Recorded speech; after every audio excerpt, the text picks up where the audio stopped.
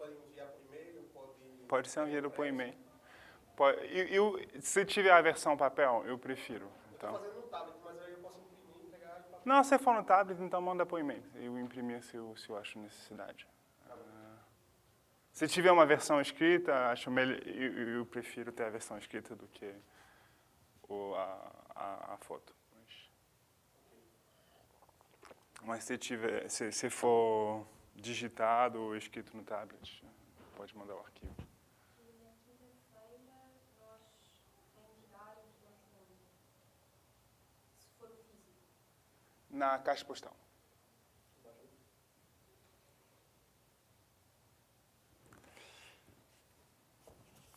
Tá bom. Mais perguntas? Sexta-feira não vai ter aula.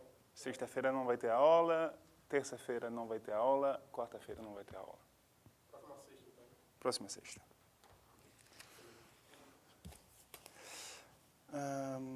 Okay. So the aim of today is to discuss some consequences of our correlation equalities on Gibbs states. Okay, and I mean, basically use these consequences to come back to the notion of phase transition. So we will find a link between the regularity of the free energy and multiplicity or uniqueness of Gibbs states. Okay, so the first thing I want to talk about is the translation operator, because I will need the next result I will state. So given y in ZD, I defined theta y, which is an operator that acts on spin configuration. So let's say it can act on infinite spin configuration, and in that case, I just say that the configuration theta y sigma evaluated at x is just sigma x minus y.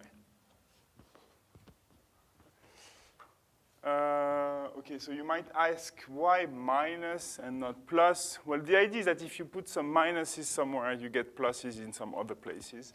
So I just get an example now. So in fact, sometimes we work with finite boxes. So you might want this thing to act also on omega lambda.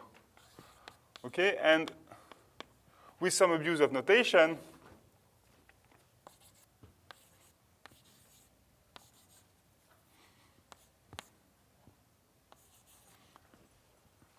theta y will be an operator for omega lambda to omega lambda plus y.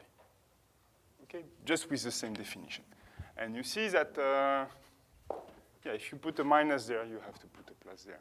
Okay, so I mean, this is basically the reason. I mean, like, what you're doing is basically you're taking the spins in some box, and you say that the value you observe there, you're going to now push them into this new box, and the way the vector of translation is exactly y.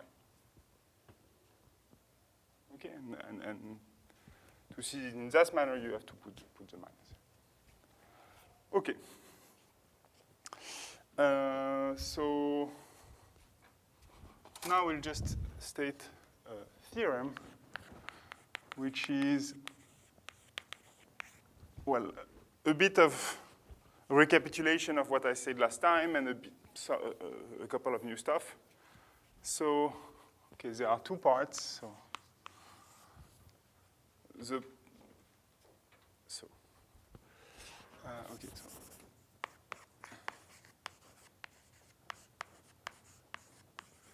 so if lambda n is a sequence of finite sets that increases to ZD,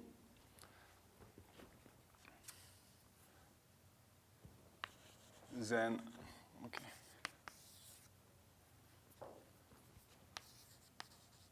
Well, the limit when n goes to infinity of f plus lambda n beta h exist for every local function f. And it has the following properties. So first, the limit, which is a Gibbs state, okay, does not depend on lambda n, so on the sequence lambda n. The second thing is that the limit is translation invariant.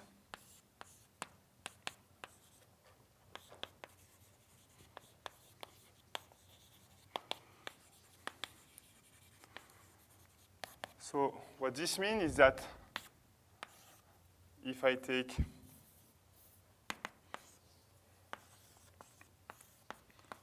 the composition of f with theta y and I take the average, what I get is just the average of f for all local f. And 3,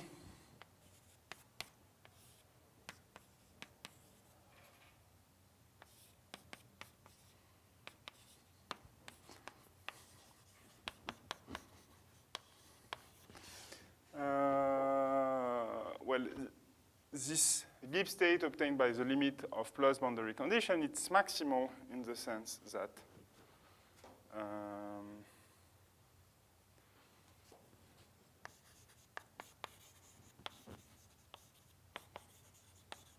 if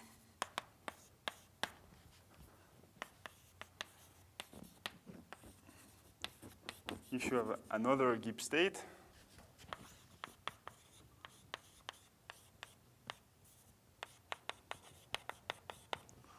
what you have is that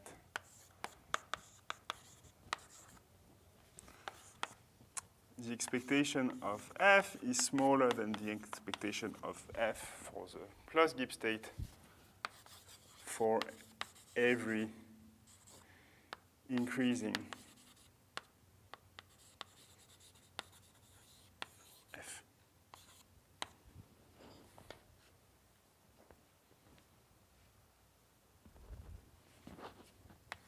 For every increasing local function f. Okay, so this is part A of the theorem, and part B is same for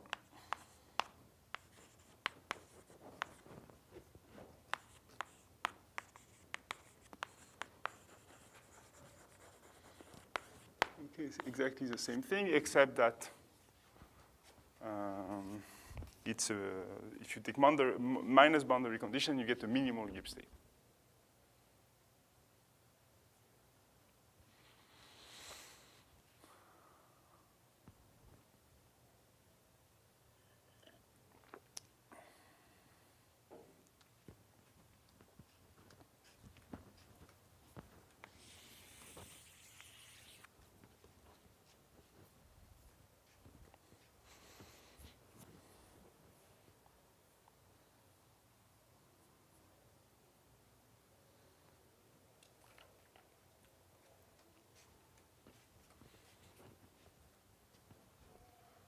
Okay, so is the statement clear?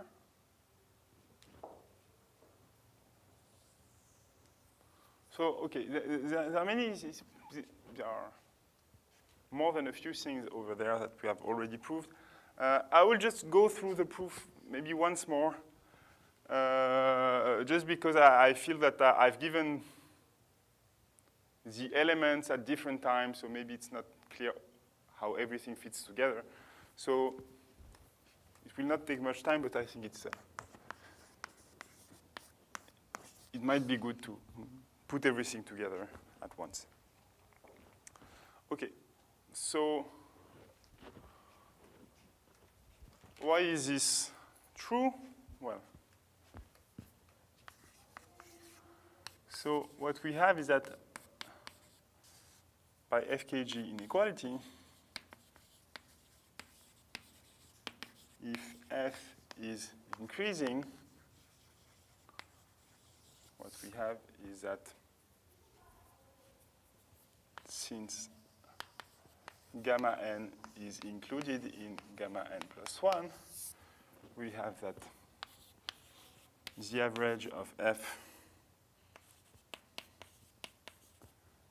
Okay, let me get rid of beta and h. So this is equal to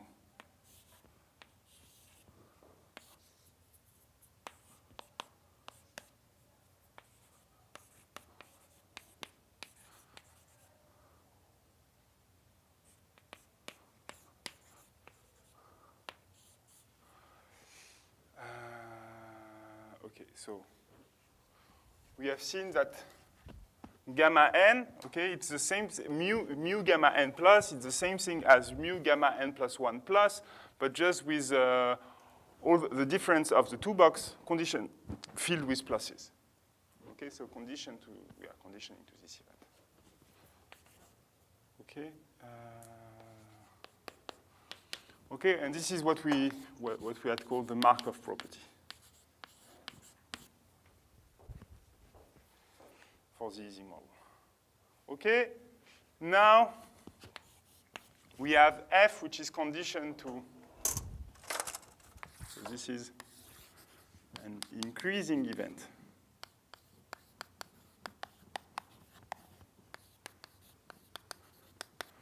Okay, and you have FKG inequality, which tells you that if you take conditional expectation of an increasing function with respect to an increasing event, then you get something larger.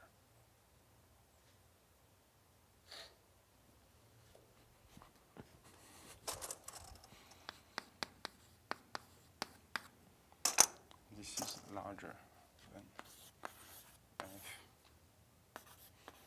lambda n plus 1.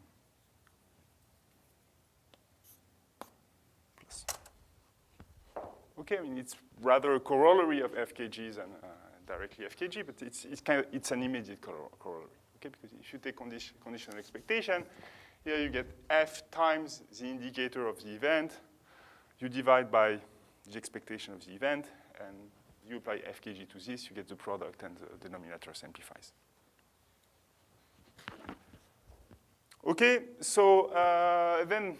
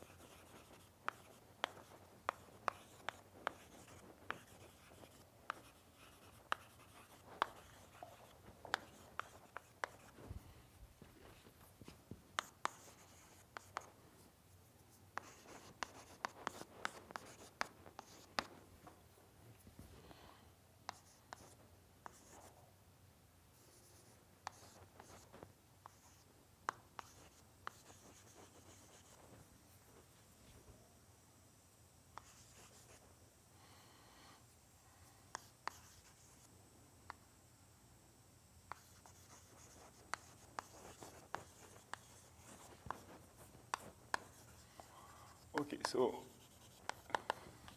with this monotonicity, you get the convergence for increasing f, and then you extend the convergence to all local functions just by observing that, well, you know that there is a base of the space of local functions, okay, the base of the vector space, which is made of increasing functions.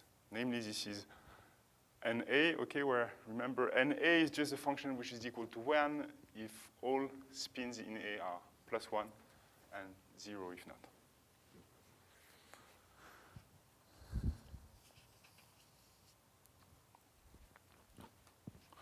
Okay, so now let me go with 1. So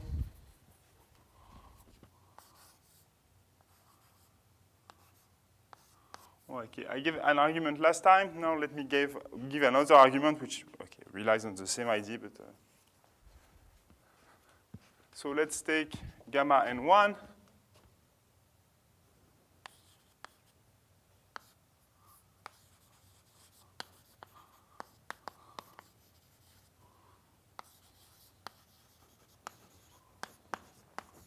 Two sequences that increase to ZD, and then basically I want to show that the limits are the same.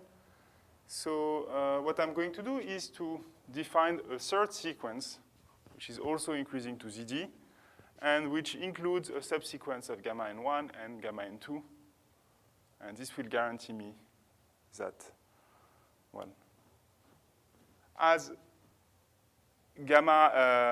my third sequence converge, it will imply that the gamma n1 and gamma n2 have to converge to the same limit. Okay, so how do I do this? I define gamma 1, which is gamma 1, 1. And then for k larger than 1, I define gamma 2k, which is equal to gamma 2 nk and gamma 2k plus 1, which is gamma 1 lk, where, okay, what's the sensible thing to do here? What I will be doing is I will be alternating gamma n1 and gamma n2 to make sure that I have infinite sequences of both. And then I want that my sequence gamma n is increasing. So each time I will just take the first term in the sequence that gives me something strictly larger than what I had before. Okay? So mk is the inf of m such that gamma m2 is included in gamma 2k minus 1, and maybe gamma m2 is not equal to gamma 2k minus 1. 2k minus, yes. Okay, and lk is exactly the same thing. So lk is the inf of L such that gamma L1 includes gamma 2k, and gamma L1 is not equal to gamma 2k.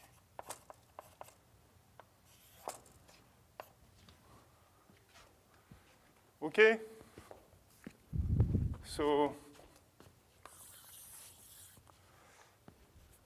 what we have is that since gamma n is included to gamma n plus 1 for all n larger than 0, what we have is that f gamma n plus converges. And what we have is that limit f gamma n1 is equal to limit gamma 2k plus 1 is equal to I will not erase, but I will just rewrite it there. Limit when n goes to infinity of f gamma n1 is equal to limit when k goes to infinity of f gamma 2k plus 1, which is equal to limit when k goes to infinity of f gamma 2k, which is equal to the limit when n goes to infinity of f gamma to n. Okay? This is because this is a subsequence of that. This is because, well, the full sequence with gamma n converges. And this is because this is a subsequence of that. Okay. I don't want to erase the statement. Maybe I don't want to erase the definition of translation yet, so I will just erase here.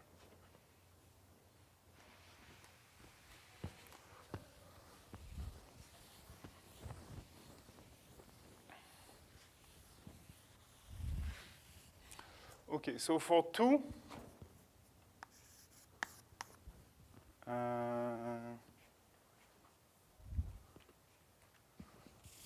I have to check the following. So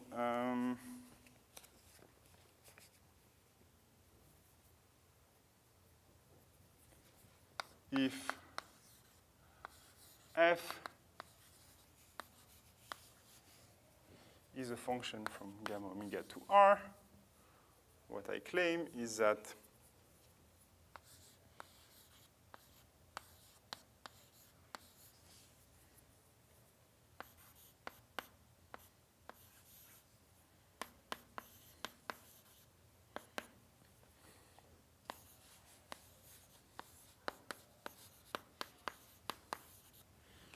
taking the expectation of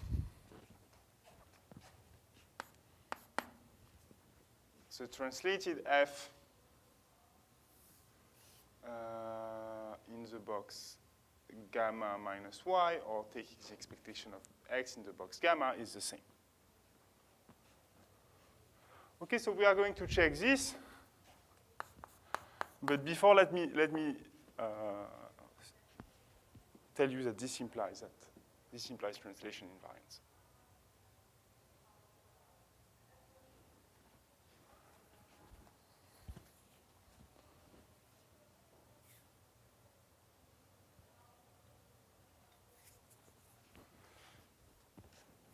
Okay, so as a consequence of this, what we have is that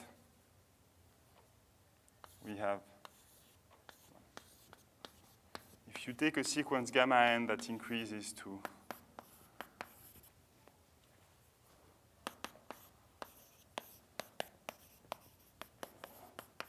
ZD, well, this is also true, okay, for every local f.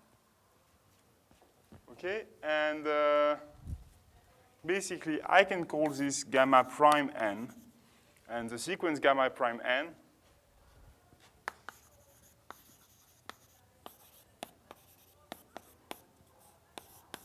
also increase to ZD. Okay? And the fact that it's increasing, it's obviously conserved by translation, and okay, the fact that it spans to ZD also.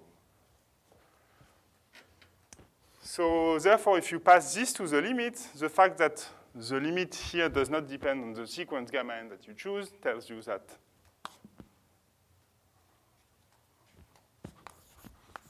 if you take this relation to the limit, what you get is really this.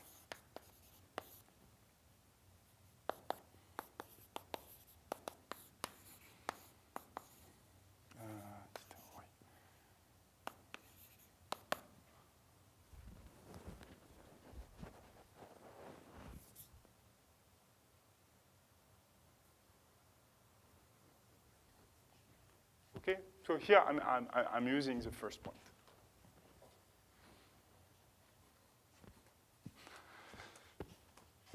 Okay, so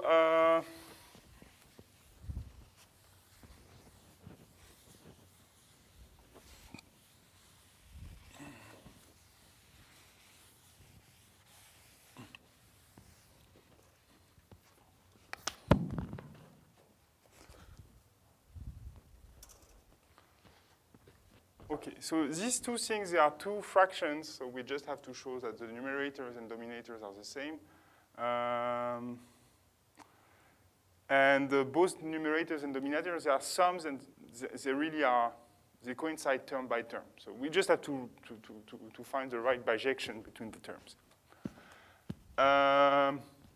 Okay, so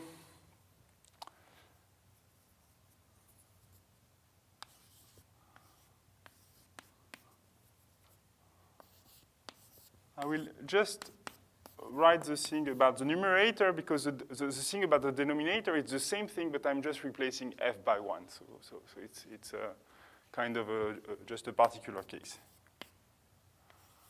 Okay, so this thing, it's equal to 1 over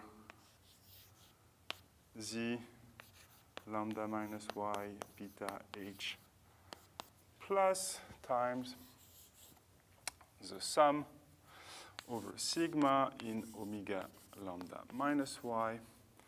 And then I get f of sigma, f of theta y sigma.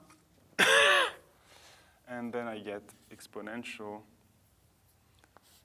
h plus lambda minus y beta h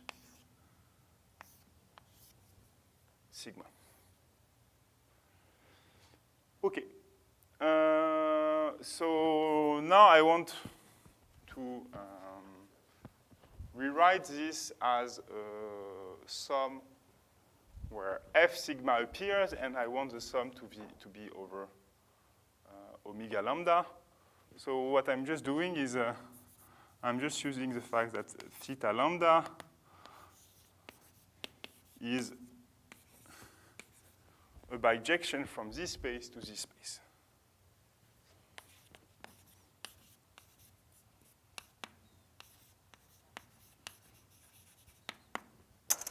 Okay, so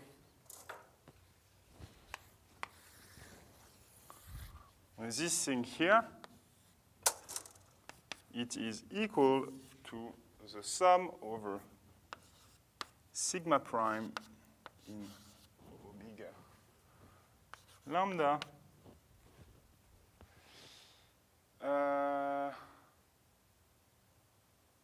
of f of sigma prime. Okay,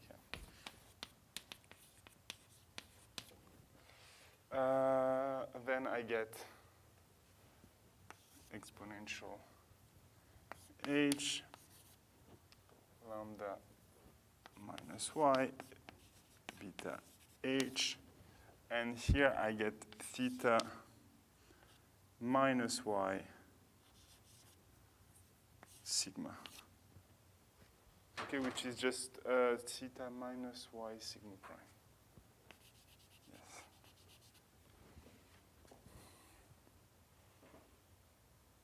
Okay, because I just have to, here I have to apply the inverse bijection.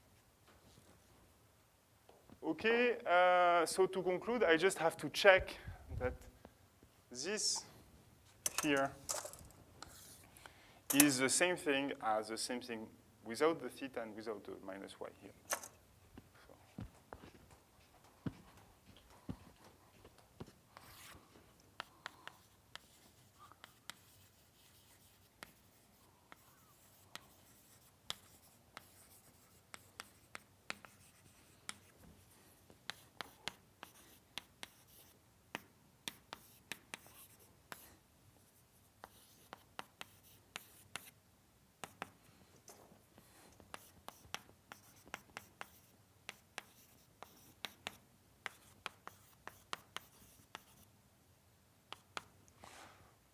Okay, and here, I mean, this is really something you can check. I mean, basically, all the terms. Yeah, I mean, you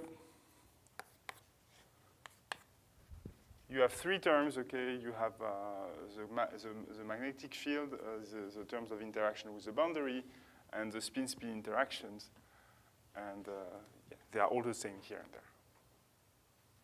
Okay. So there is not so much to say here.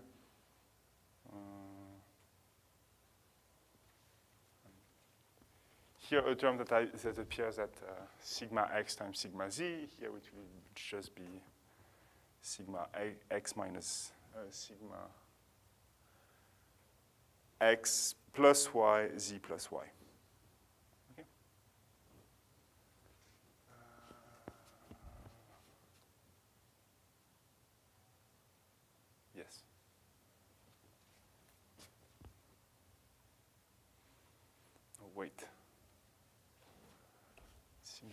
written something wrong.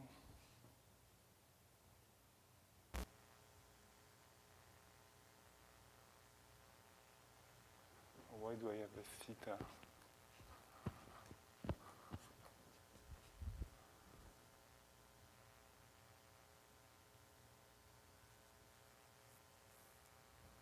Yeah, okay, this is fine.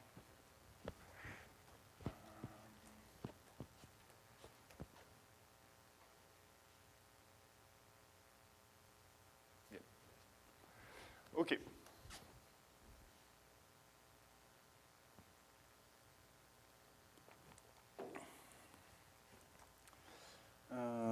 So now there was this third term, this third thing.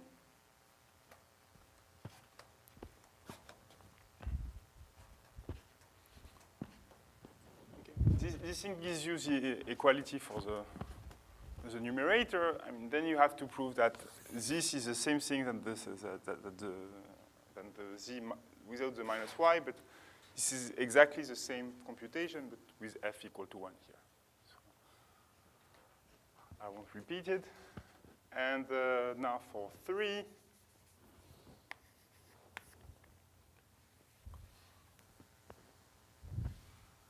We have to recall the definition of Gibbs state. So if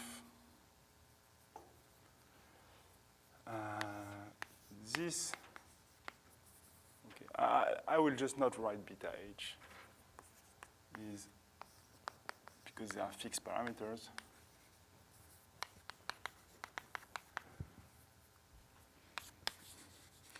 Then, okay, by definition, there exists a sequence gamma n and a sequence eta n of boundary condition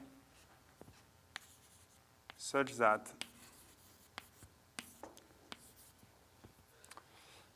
this is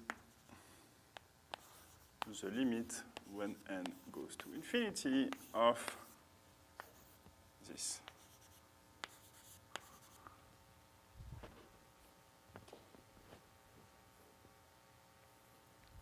Okay, and by this convergence, recall this just means that the expectation of local function converge for every local function. Okay. Now, we know that for f increasing,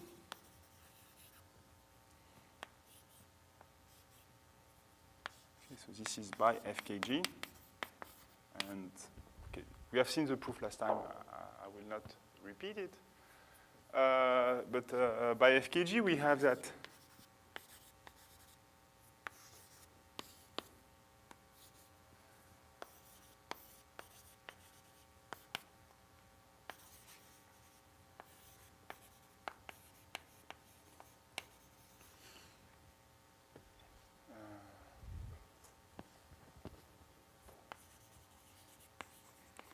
if you have a function f which is local and increasing, then the expectation of f with this boundary condition is smaller than the expectation of f with plus boundary condition.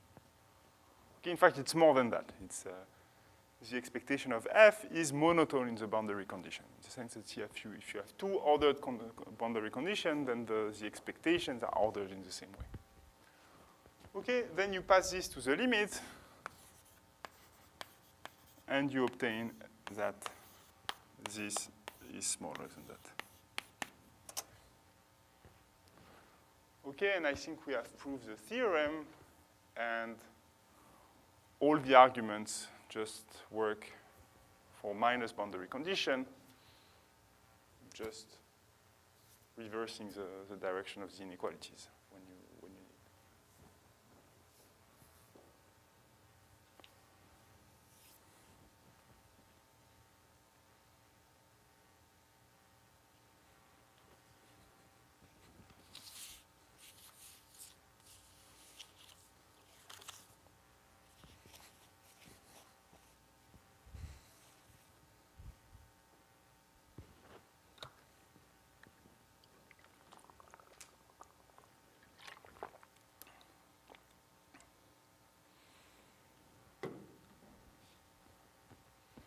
So any questions about this proof?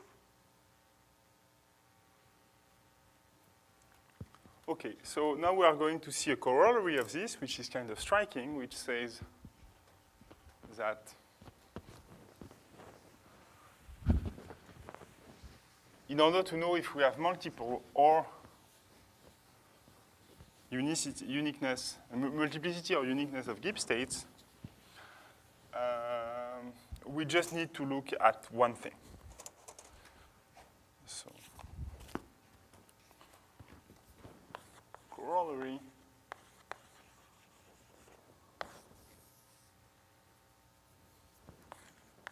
given beta larger than 0 and h in R,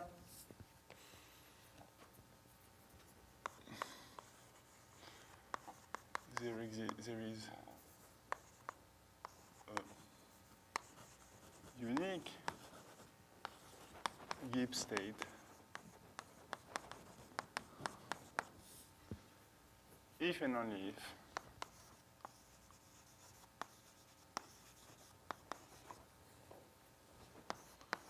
sigma 0 beta h plus is equal to sigma 0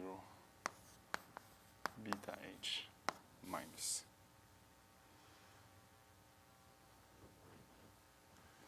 Okay, and in that case, what we have is that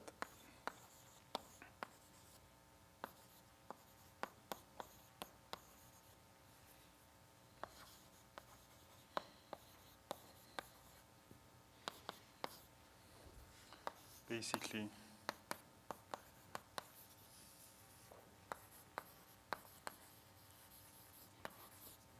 for any choice of boundary condition, you are converging to the same limit.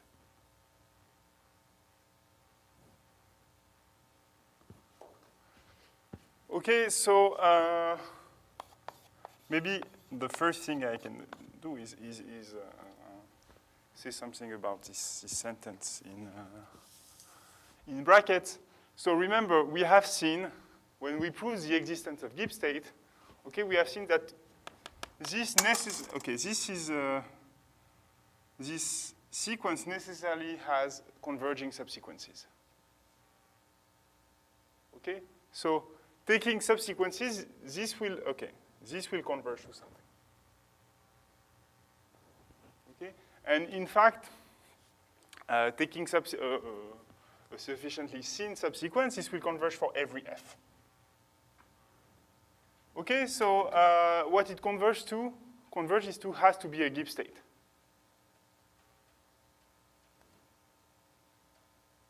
So if it's a Gibbs state, it has to be this.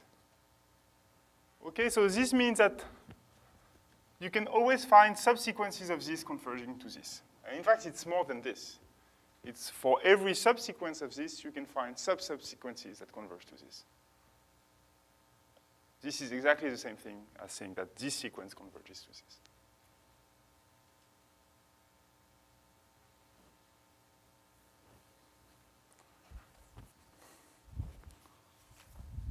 Okay, so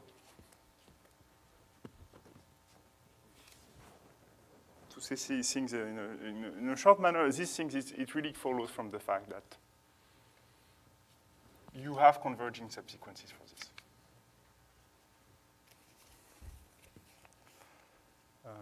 Okay.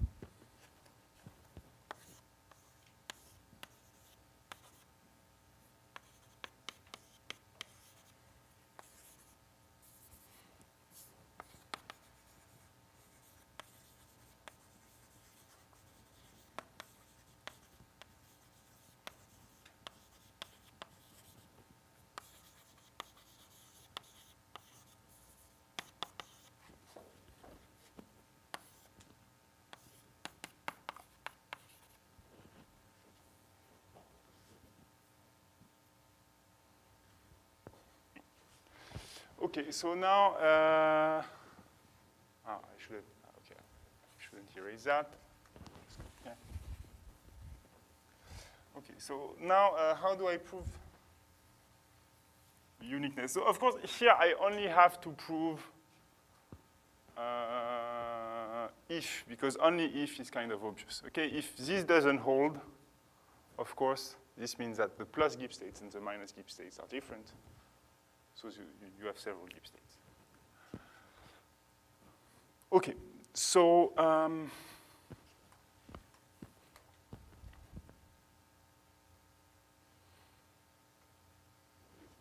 let me take my notes just to make.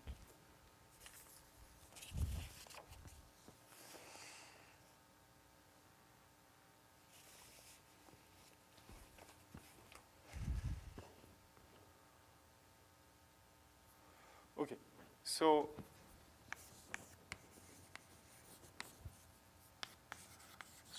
by translation invariance,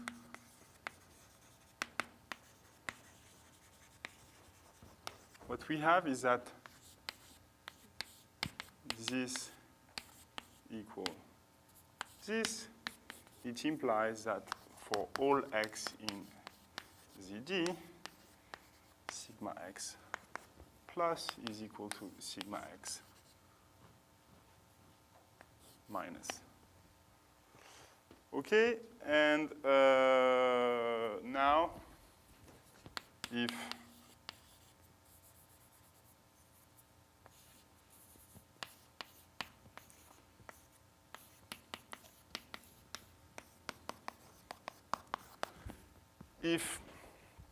I have another Gibbs state, well, I know that, sigma x, it's an increasing function, okay? I know that this is the maximal Gibbs state, this is the minimal Gibbs state, so the expectation of sigma x here has to be between sigma x plus and sigma x minus. So therefore, I know its value. Okay, basically, to conclude, I need to know the same thing for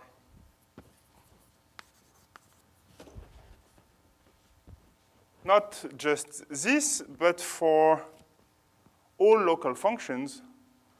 So, of course, it's going to be easier to show something like that for increasing functions. So we are going to want to prove this for a base of increasing functions. Okay? So we need to show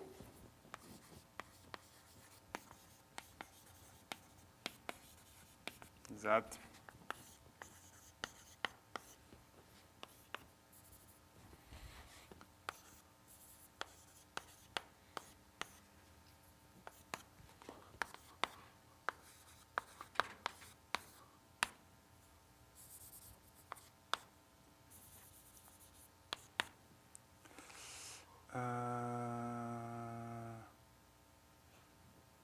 yes. Okay. Okay. Since we also have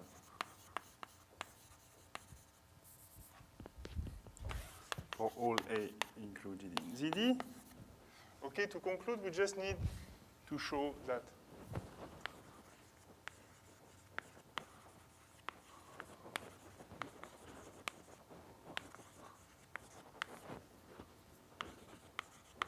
NA plus is equal to NA minus.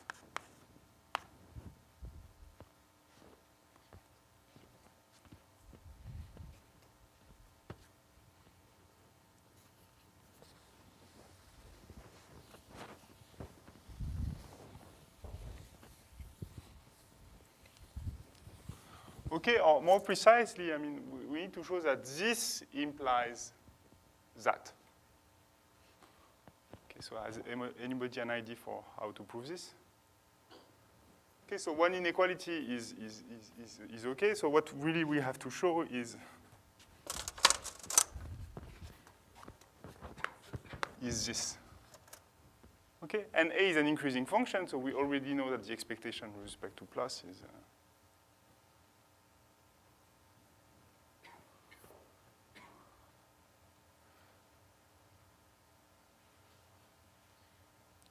okay, so, I mean, well, minus NA is a decreasing function. But the idea is that maybe if you add sum of these, you can get an increasing function. And because you know equality for this, then you will have well, the inequality in the right direction for NA. So, well, how do you make minus NA into an increasing function? What you just add is just a magnetization in A. So we just define F A of sigma, which is equal to the sum over x in A of sigma x minus NA. Okay, and this is just the max over the sum over x in A sigma x and A minus 1. So if you write it like that, it's kind of clear that it's an increasing function. Okay, I mean, this thing is equal to, well, the total magnetization, except is if everybody is plus 1. No, sorry. I just write nx, it's better. So it's the number of plus 1 spins, except if everybody is plus 1, because in that case, I delete 1. Okay, so this gives me this. So this is increasing, clearly. Okay, because if I take two-ordered configuration, okay, I mean, basically, if I take one configuration and I turn additional plus spins, I will only increase these quantities. Okay, so what I have is that FA sigma plus is equal to FA, is larger than FA sigma minus. And then I'm pretty much done because this is the sum over x in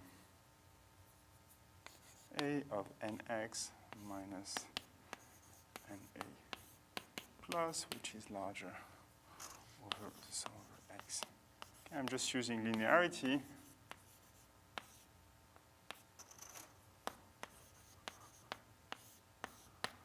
Okay, now I know that these things are equal. Okay, I mean, nx is just 1 plus sigma x over 2. And the average of constants is the same on both sides. So I can simplify these things. And yeah, I just have the other inequality. I mean, I have the same inequality with minus sign. So this is exactly what I want. Okay, so this gives me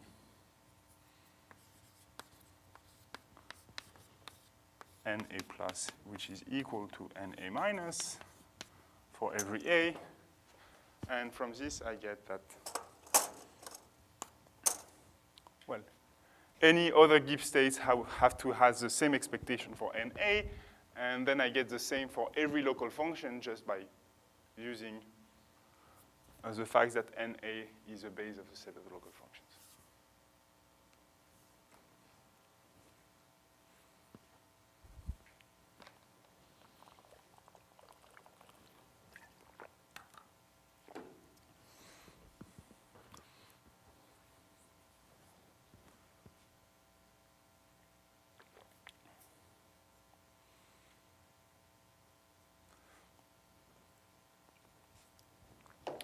Okay, so there is actually another way to see that. And maybe, okay, I will just talk about this now for culture.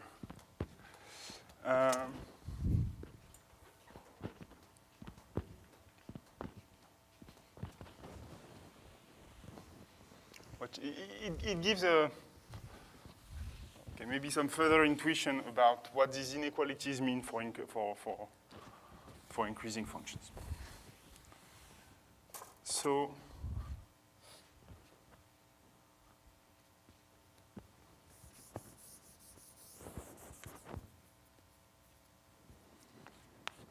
if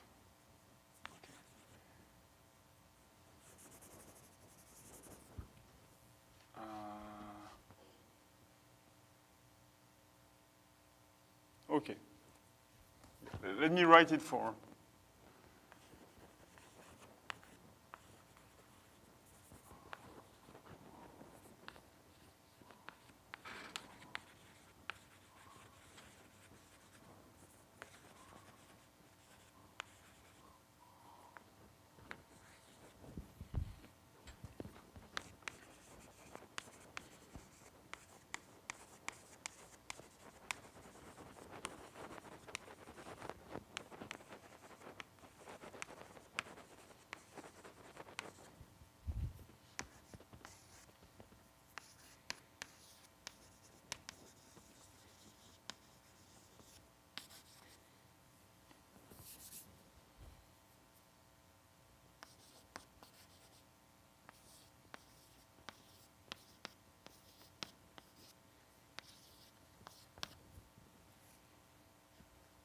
Okay, so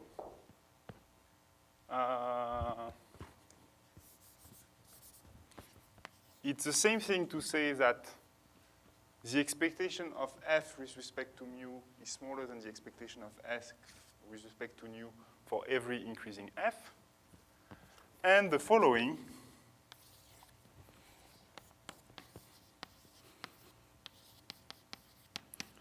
there exists a coupling, which I'll call P, between nu, mu, and nu. Okay. So this means a probability on omega lambda times omega lambda such that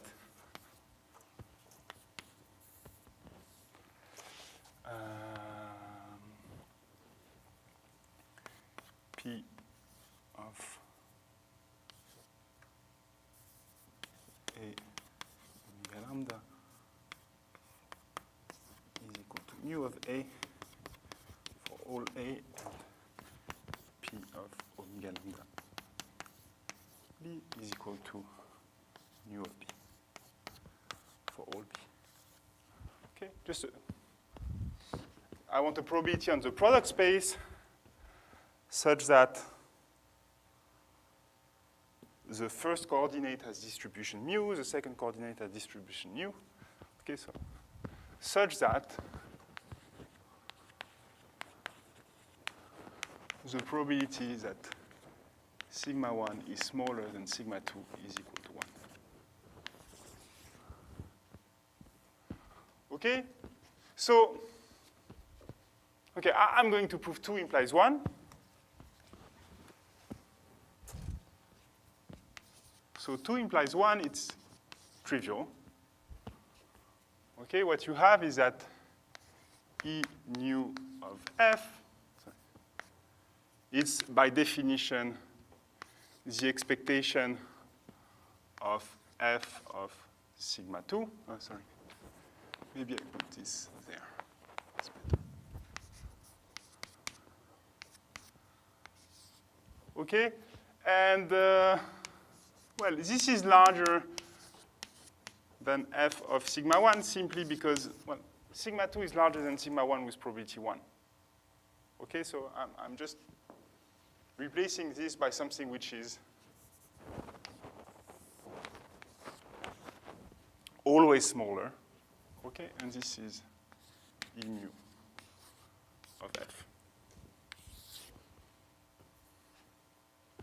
Okay, so the other direction is kind of tricky.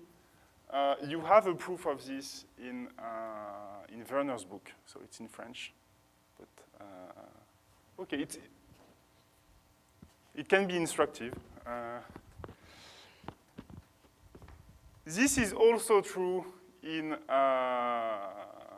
for Gibbs states, okay, if you want. I mean, these Gibbs states are only probability measure, but on the infinite set of spins. So basically, what this tells you, okay, is that you can construct you can couple the plus Gibbs state and the minus Gibbs state in such a way that, okay, the configuration that would correspond to the plus Gibbs state is always larger than the configuration that corresponds to the minus Gibbs state. Okay? Now, if these expectations are equal, then there is no room to have something in between. Okay? So this means that if these two things are equal, okay, and you know that, okay, this means that the expectation of sigma 2 of x is equal to the expectation of sigma 1 of x. Okay, but you know that sigma 2 of x is larger than sigma 1 of x for every x, so they have to be equal. Okay, so, I mean, this is harder to prove than this, or this is the simplest proof, but somehow this is kind of, okay, this thing gives you the intuition why just having the same marginal for every spin and stochastic domination is stochastic ordering. Okay, so this thing is called stochastic ordering, is sufficient to have the conclusion.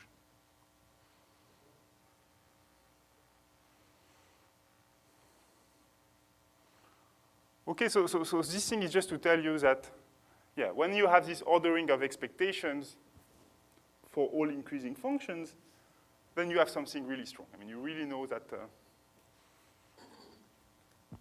you can couple the two measures in an ordered fashion.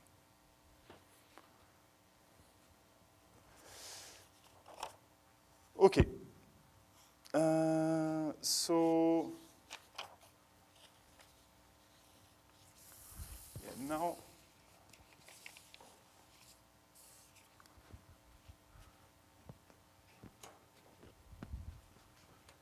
We are going to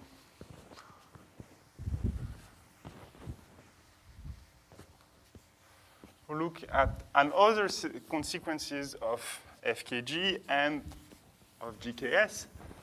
And these consequences, these are the ones that will allow to link back this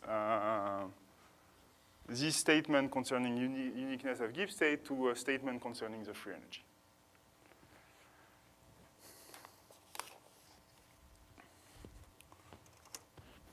Okay, so lemma.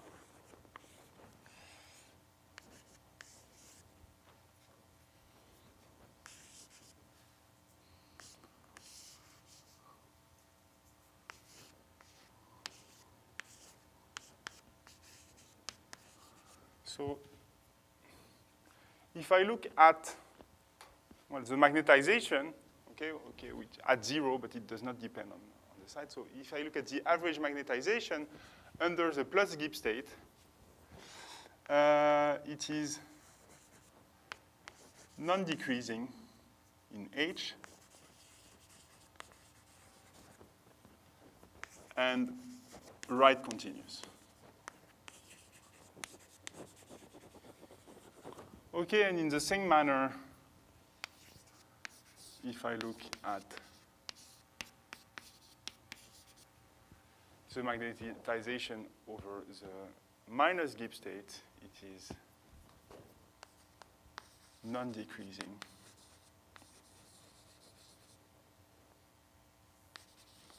and left continuous.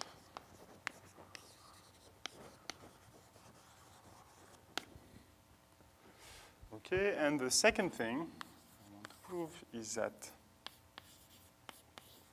if I look now at this magnetization as functions of beta,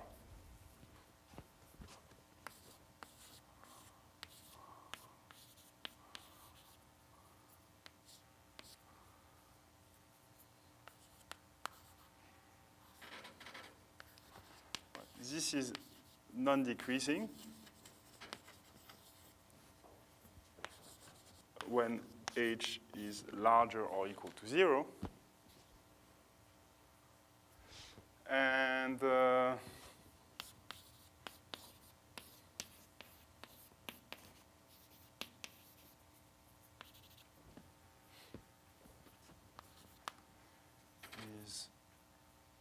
non-increasing for h smaller or equal to 0.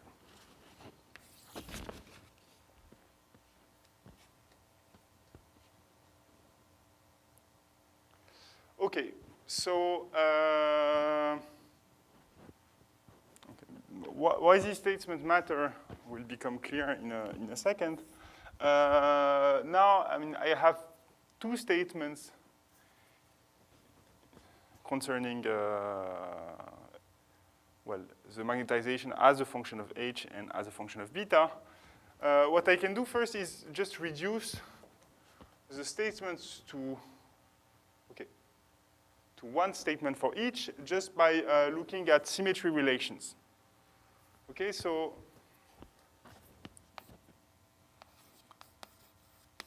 a remark or an observation is that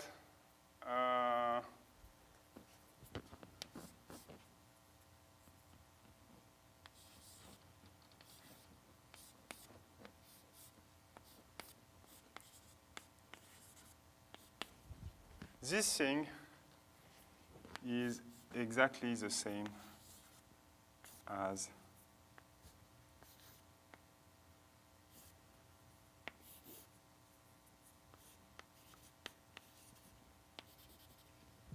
this thing. And I should have,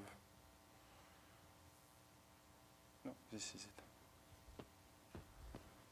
Okay, so if I change the boundary condition, sorry, it's just the same as reverting all the spins and reverting the magnetic field. Okay, why is this the case? Well, it's simply because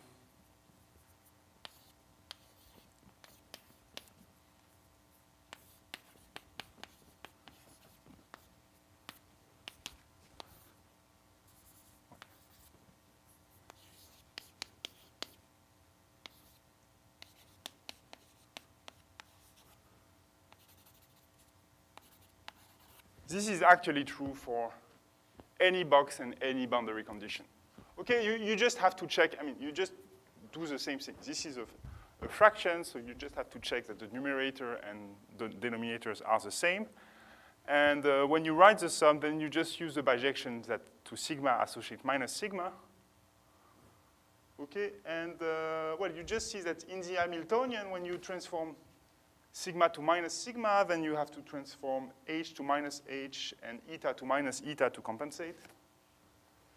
And that's pretty much it. Okay, so then you pass to the limit, okay, in the special case of plus and minus boundary condition, and you get this. Okay, so in particular, what you have is that sigma 0 plus beta h is equal to minus sigma 0 minus beta minus h. Okay? And therefore, you just need to prove things concerning this.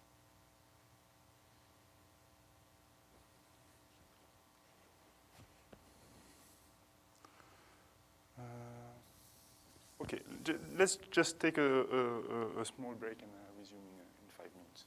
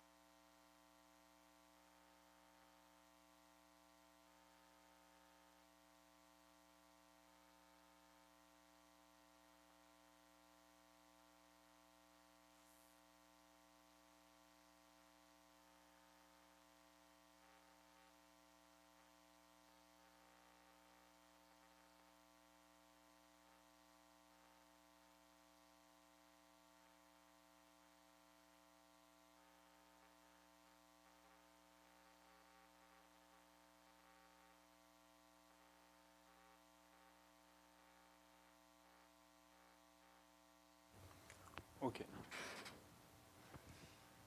So,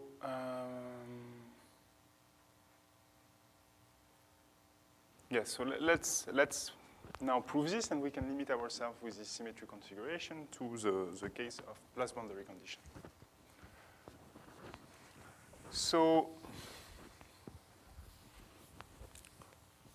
the statement about monotonicity, I mean, clearly, we are going to want to use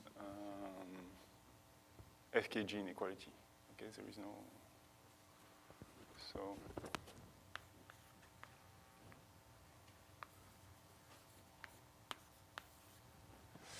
so what we can do, okay, no, maybe, okay. You can use FKG inequality if you want. There is actually another way, so let me do it. Let's see.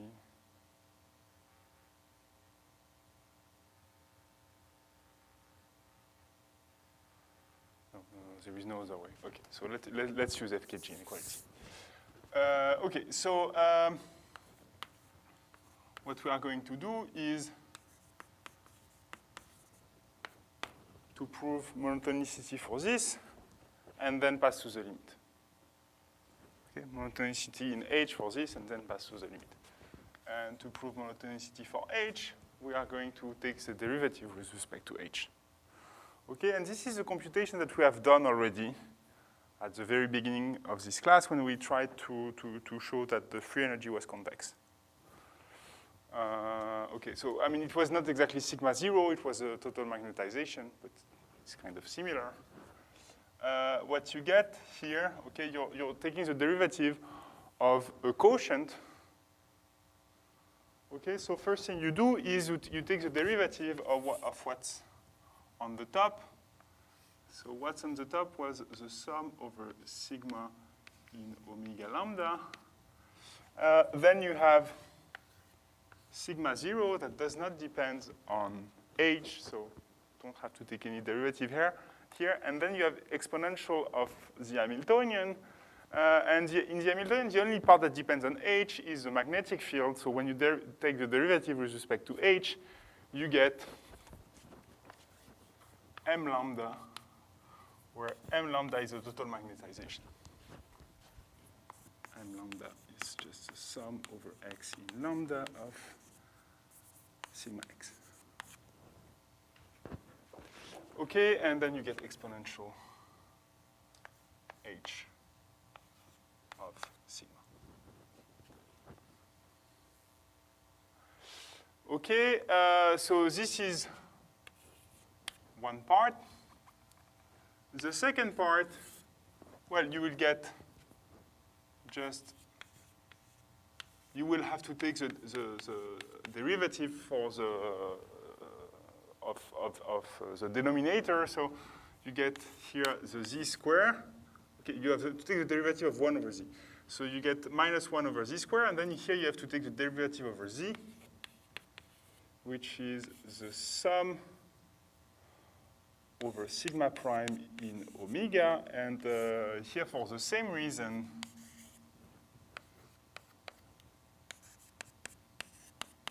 you have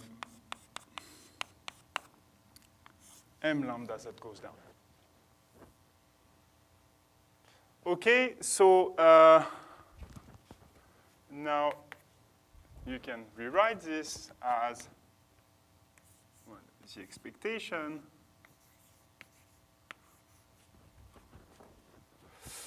of sigma 0 times m lambda minus well, the expectation. So you take one z to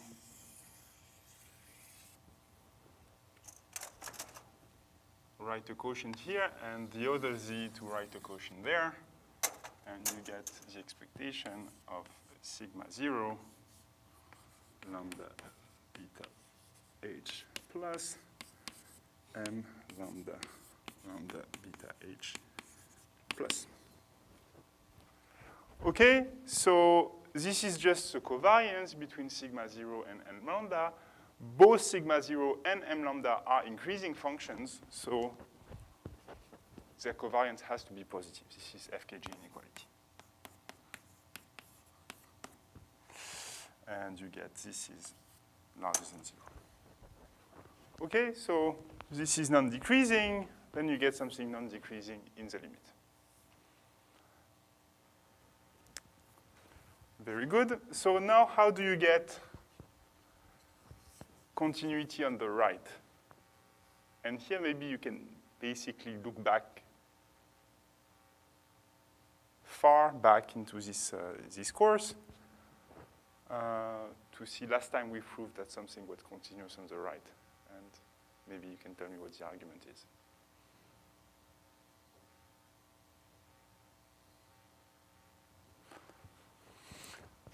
So basically, the argument here is that if you okay, so if you look at sigma 0,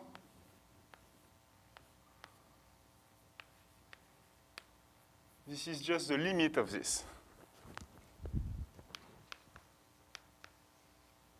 Okay? And this thing, it is decreasing in n and increasing in h. Okay? And basically, if you take a limit of a decreasing limit of functions that are monotone in h, okay, and continue, okay, and continuous in range.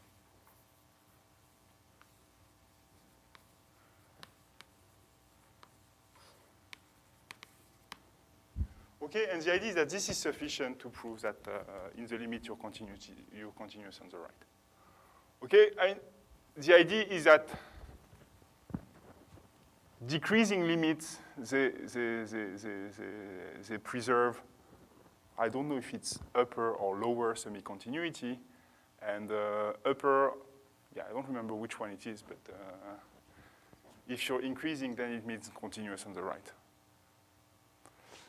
So this is one way of thinking things, but you can just do it by hand, and we have done it once, actually, because if you remember, what you have is that theta and p, in the case of percolation, well, it's increasing in p, continuous in p, and decreasing in n.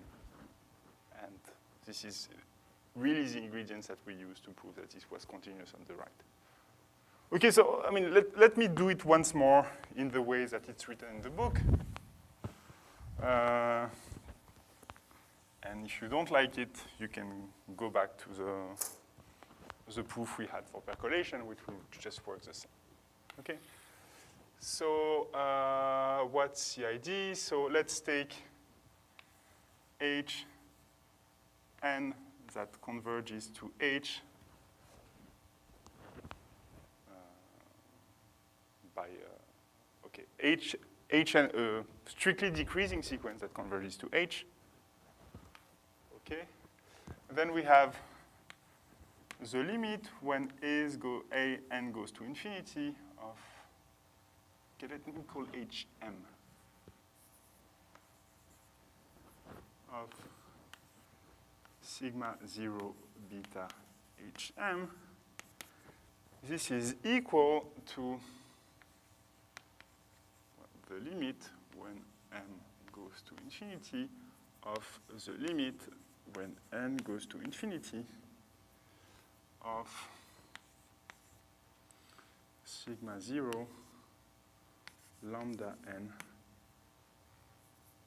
beta hm. Okay, and now, of course, what you want to do is interchange the limits, which is something which you are not allowed to do in general. But here, if you look at this, okay, this is a doubly decreasing sequence.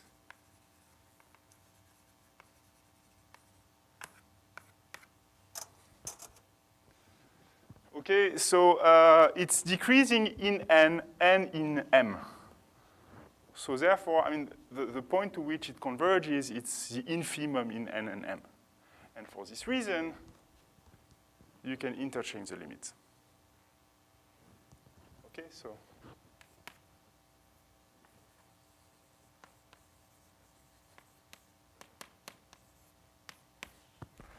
by using the fact that the sequence has the same monotonicity in n and m, okay, we interchange the limit, and then we're done.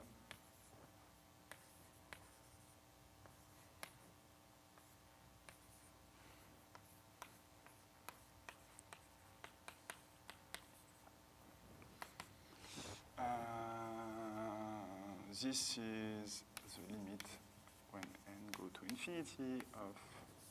Okay, so here we use continuity in H. And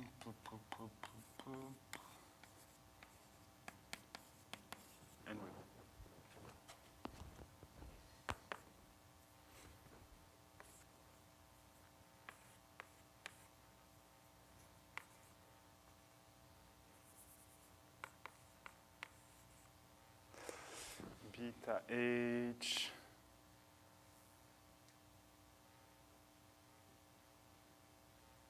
Okay, I have to put pluses everywhere, I guess.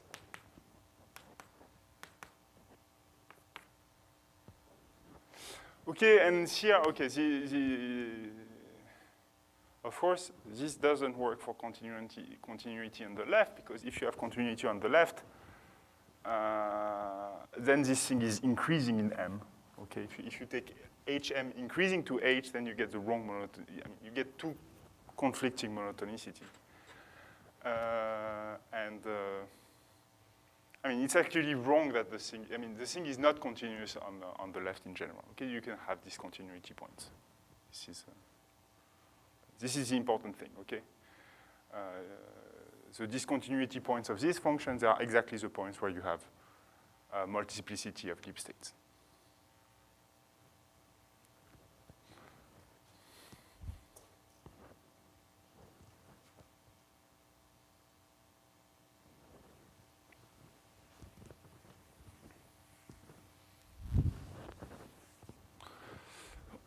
Okay, so now the second point here is kind of the same thing, except that now we are going to use GKS. So let me try to write it there. Okay, so I'm doing here exactly the same thing, except that now, since I'm derivating with respect to beta, what comes out of the exponential is really the spin-spin interaction. So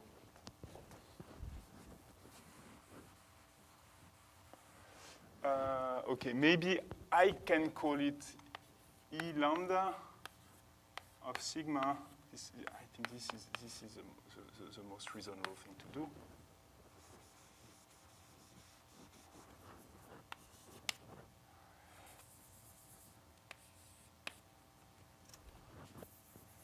Okay, and then what I'm saying, okay, E lambda, maybe E lambda was already the set of edges.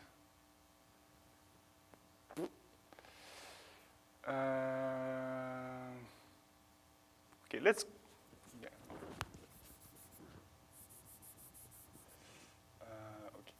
Okay, let me, it's a very bad name. Let me call it I lambda. Okay, where I lambda of sigma, well, it's just the sum over xy in E lambda of sigma x, sigma y, plus the sum over xy in delta lambda of sigma x eta y, but eta y is plus, so just sigma x. Okay, so when I'm taking the differential with respect to beta, I mean, basically, this I lambda, which is in the Hamiltonian multiplied by beta, it just comes down. And the same appears when I take when I differentiate z here. Okay, so I get just the same thing as before, and I get a covariance. Okay, now I lambda is not monotone. So when I look at this, okay, maybe it's better for me to split term by term, okay? So this is actually, okay, I can just write it as sigma E over all the edges. Okay. So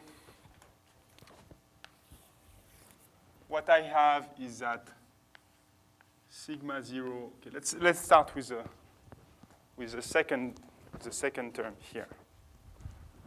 So I have that sigma 0, sigma x minus sigma 0, sigma x.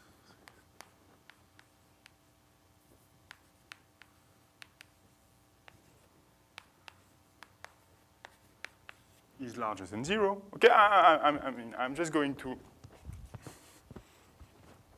expand the sum here and there and show that all the terms are positive. So the terms that comes here, they are positive.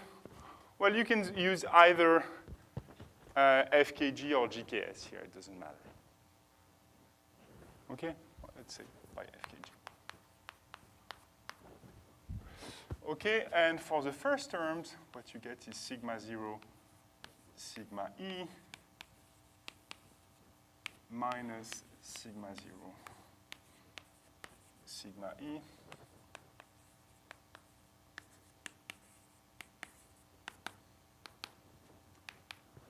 And here, I'm using GKS to say that this is positive.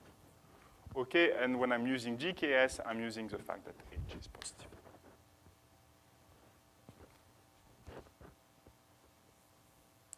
Okay, I'm using GKS with A being 0 and B being equal to E. Okay, GKS tells me that sigma A, sigma B are positively correlated. And if you remember, I don't know, I didn't know whether we should require A and B to be disjoint. Well, it's good that we don't need them to be disjoint because here there are some edges which contain 0, okay, for which we want to say something.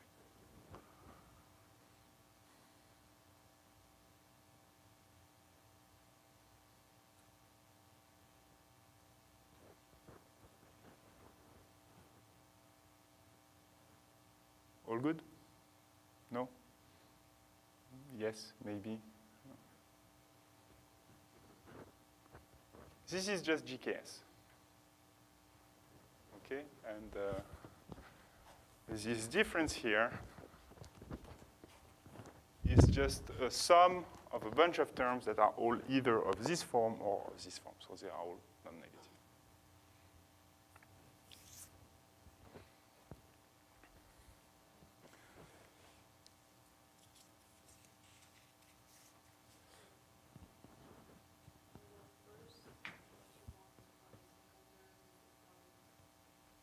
Oh, yes. Yes.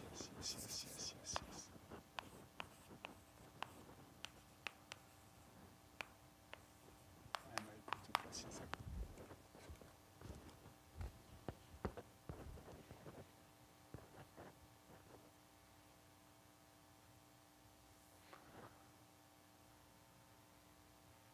Okay. So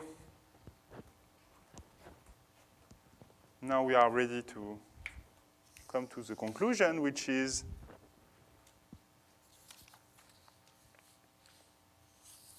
basically a kind of striking proposition that relates uniqueness of Gibbs states with regularity of the free energy. Okay, so let me do a few recall, state the proposition, prove it, and we'll be done. So, okay. Remember that we have defined the free energy F beta H as the limit when lambda converges to ZD in the Van Hoff sense. Okay, this double arrow means Van Hoff sense, which means that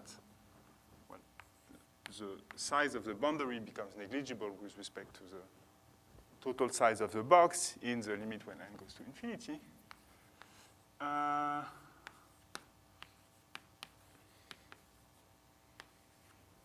This was defined as this limit, and this does not depend on the boundary condition. And what we had seen is that this thing is differentiable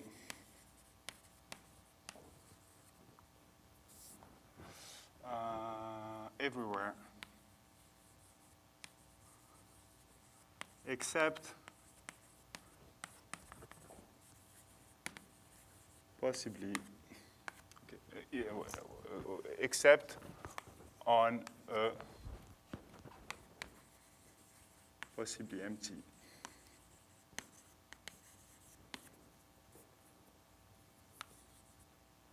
set beta, B of beta, which is at most countable. Okay, this was just, this is an immediate consequence of convexity. Okay, so this is by definition the set of the set of H such that this is not differentiable. So for H in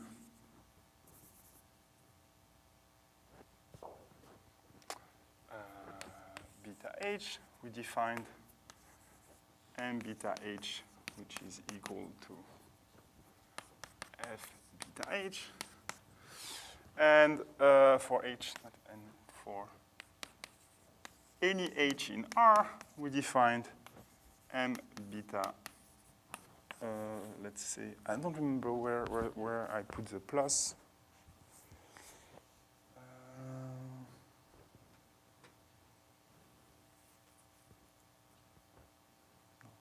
Where are my notes?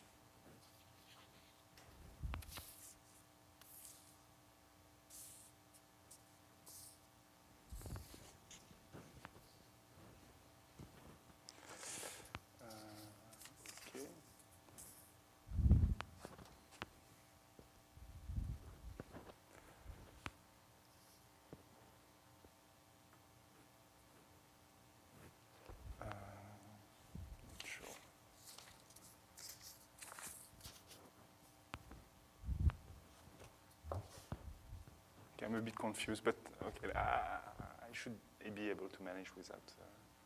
So, okay, let's put the plus here. So this is just the limit when H goes to H, when U goes to 0 plus of, okay, this is a differential of m beta H plus U. Okay, where here, I'm just taking values of U such that H plus U does not belong to the forbidden set. And M plus M minus beta H, it's the same thing.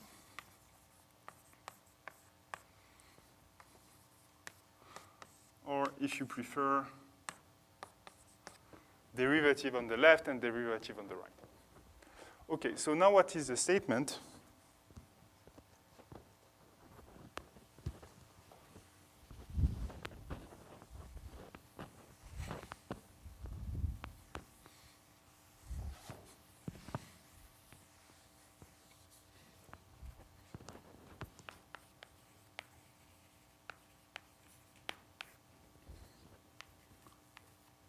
First thing is we have that the limit when gamma goes to ZD of m gamma gamma beta H plus is equal to sigma 0 lambda beta plus. Okay, and the same thing is true for minus. Okay, so if I take, so remember, m lambda is equal to the empirical magnetization in the box. Okay, and what we have proved is that if H does not belong to beta,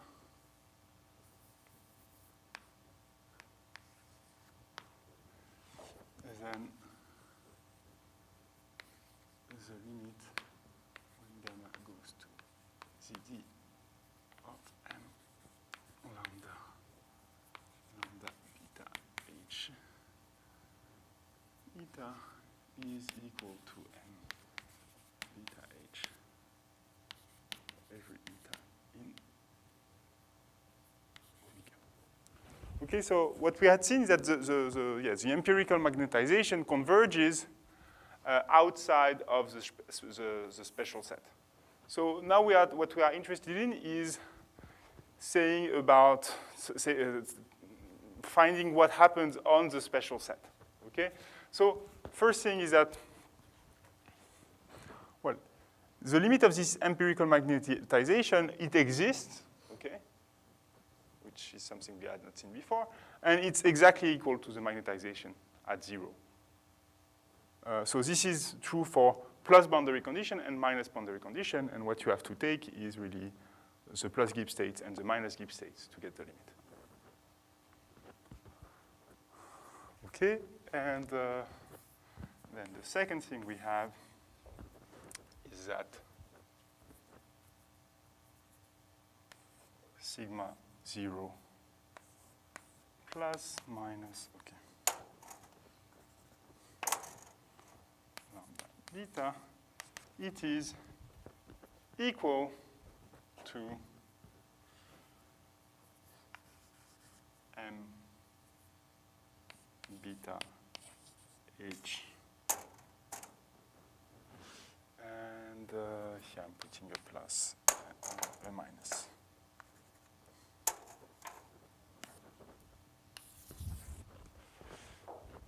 Okay, so in particular, a consequence of this proposition is that we have uniqueness of Gibbs states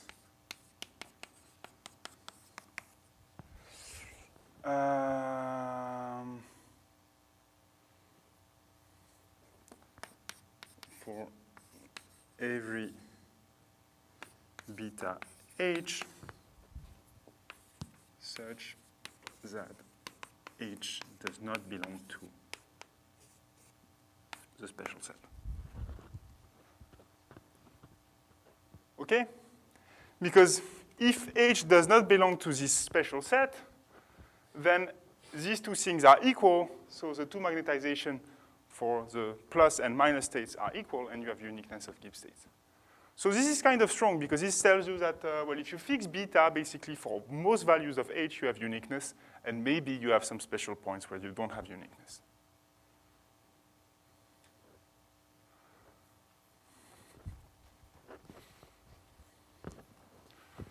Okay, so I'm just erasing the wrong thing at the wrong time, but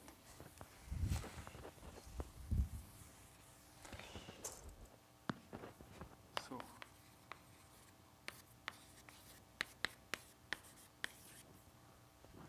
okay, so how do you prove that sigma 0 plus is equal to m plus beta H for all H? Well, you already know that this is true for H not in B beta? Well, simply because you know that m beta h is equal to this limit, which in turn is equal to sigma 0 plus.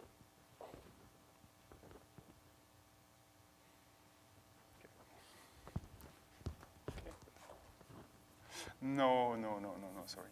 I'm wanting to prove 1 implies 2. This makes things better. Now I have sigma 0 plus, so okay. We want to prove this, and for H not in this special set, what you have is that sigma 0 plus is equal to, well, so this is 1, the limit when lambda goes to ZD in the Van Hoff sense.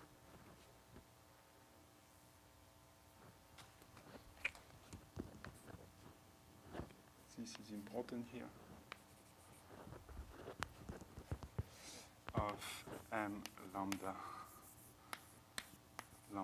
plus beta h. This is equal, well, just, by this old convexity observation. Okay, so this is by convexity to to m beta h. Okay, just saying that you can exchange limits and derivative at points where the limit is differentiable. Okay, and this is equal to m plus beta h. Okay, just by continuity of the. Okay, so now we know that these two things are equal on a dense set, and we know that these two things are continuous on the right. Okay, so we conclude using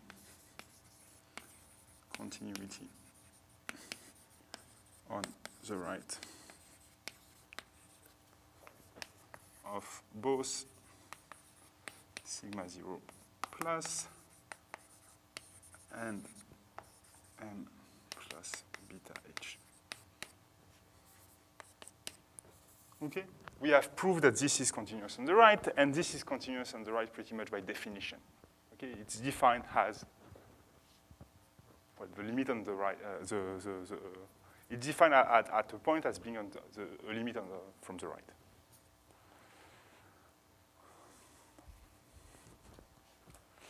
Okay, so now,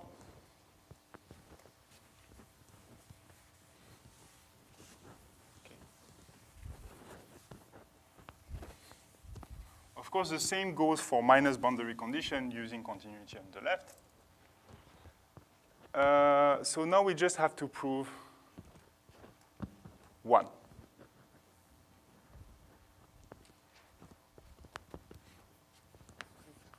Proof of 1.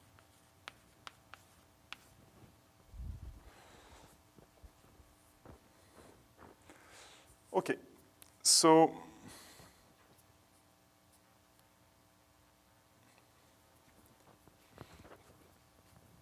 I will just look at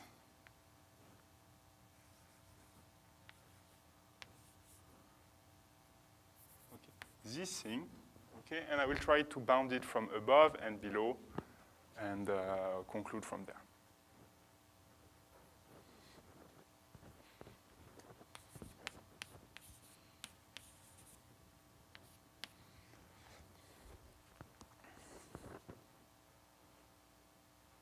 Okay, so what I have here is that, well, this is larger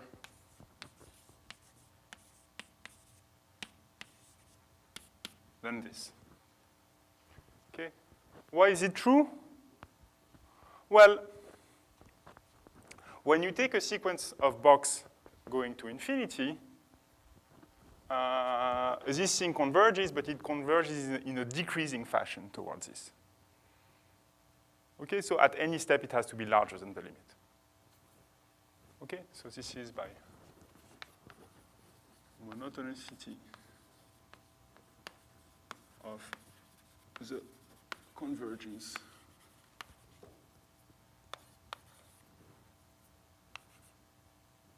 m lambda plus beta h, okay. Of the convergence,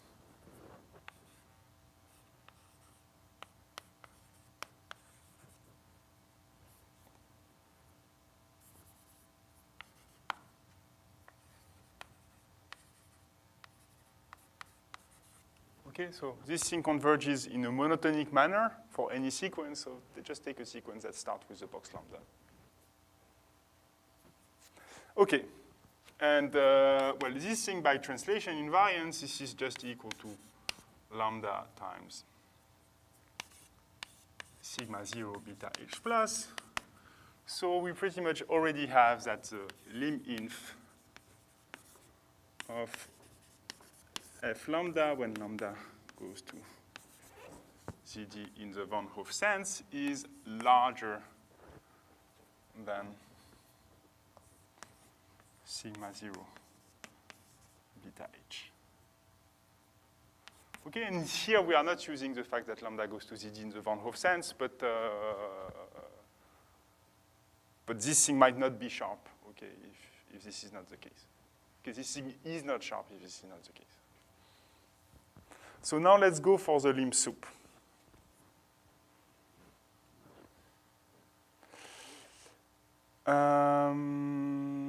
Okay, so we are trying to find an upper bound on m lambda plus.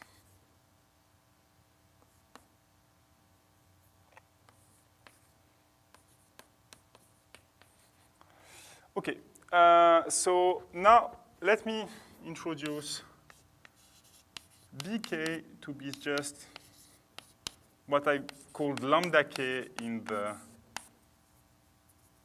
percolation lectures. It's just the box of radius k. And, okay, this is just the sum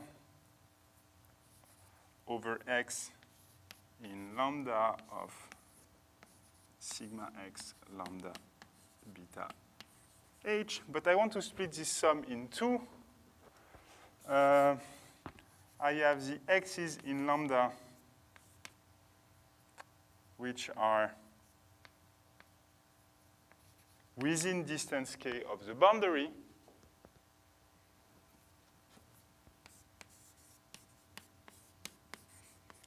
So the set of x such that x plus bk is included in lambda, so which are at a distance which is larger than k from the boundary, and the set of x such that x plus bk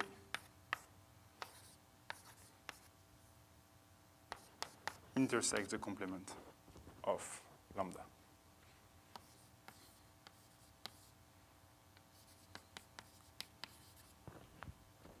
Okay? Just saying.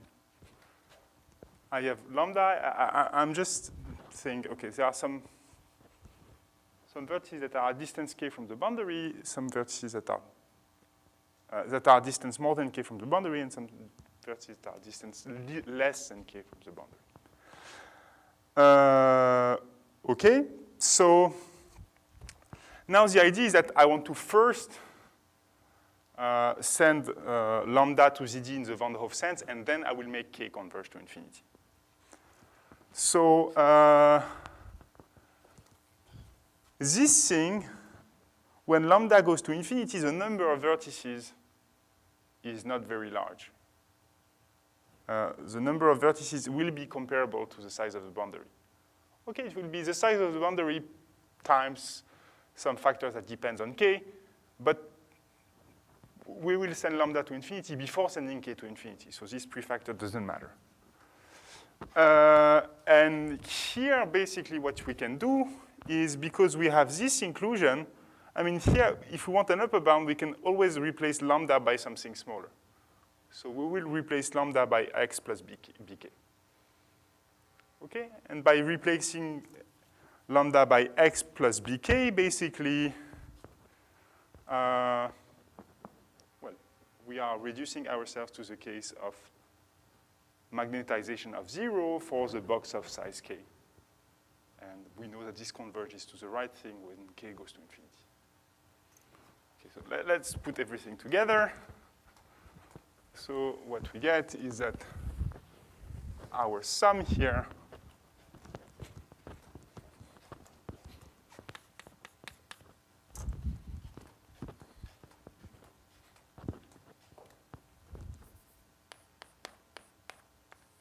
is smaller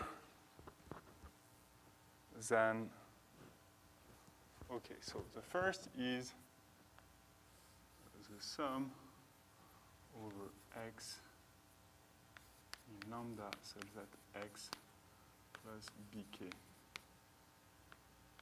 is included in lambda of sigma x plus bk. Okay, yeah. Bk is like this. And that's it.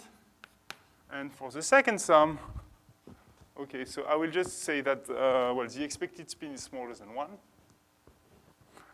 And the number of terms in the sum is smaller than basically the boundary, the size of the boundary times the size of bk. So I get just the size of bk times the size of the boundary. Okay, the idea is that each time I have an x in this set, basically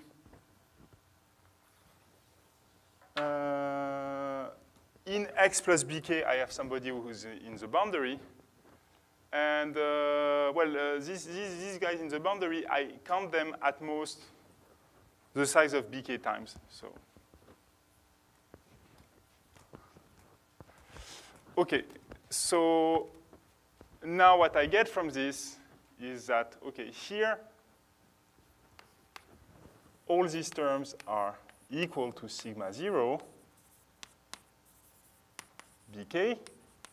The number of terms is smaller than the total size of the box. Okay.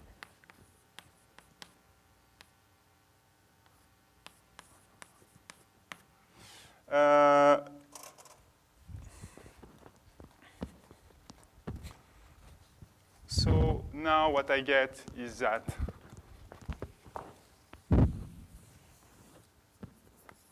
m lambda beta h plus is smaller than sigma 0 bk plus 2k plus 1 to the d lambda over lambda. I take the limit when lambda goes to infinity, when lambda goes to ZD in the Van Hove sense, so this goes away. Okay, here I have just divided by the volume of the box. So I get that the limit when lambda goes to ZD of m lambda beta h plus is smaller than sigma 0 plus k. And now this is valid for every k. So I can make k tend to, I don't know that I have a limit, so it's soup. Okay, I don't know that this thing has a limit. Now I make k tend to infinity, and this tend to sigma 0 plus.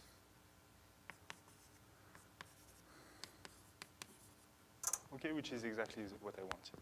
So I have that the lim sup and the lim inf are equal to sigma 0 plus, so I can conclude. Okay. So I apologize for finishing late. And okay, just what we will see during the next lectures is that, okay, we will find out in which cases we have, okay, we will kind of describe the structure of B of beta. So first we will focus on the case where the magnetic field is 0 and try to find out whether we have uniqueness of Gibbs state in that case. So we will see that this depends on beta, okay, and that we have a critical value for beta under which we have uniqueness of Gibbs states and over which we have multiplicity of Gibbs states.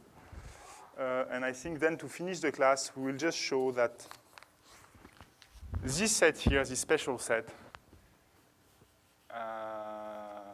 it's actually, I mean, it's either empty, so this is empty when beta is subcritical, and this is reduced to the point 0 when beta is supercritical. So in particular,